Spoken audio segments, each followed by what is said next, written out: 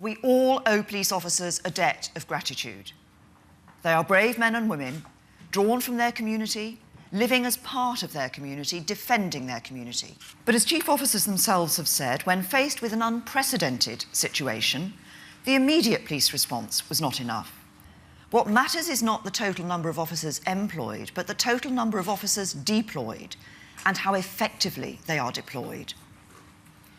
I am clear that even at the end of this spending period, forces will still have the resources to deploy officers in the same numbers we have seen in the last week.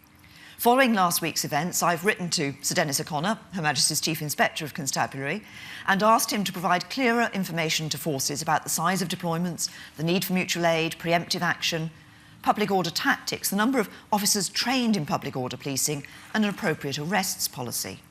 Too often in the past, the police have been damned if they do and damned if they don't. And I want police officers to hear this message loud and clear. As long as you act within reason and the law, I will never damn you if you do.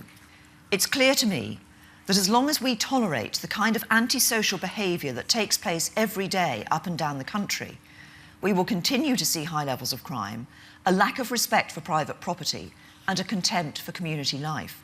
The violence and disorder we saw in our towns and cities 1 week ago showed Britain's police officers at their best, brave, selfless and determined to protect the public. But they also showed that the case for radical reform of the police is more urgent than ever. We need police forces to be as effective as possible in fighting crime, efficient enough to cut crime even as we cut budgets, robust enough to take the fight to the criminals, well led by single-minded crime fighters, and accountable to the communities they serve.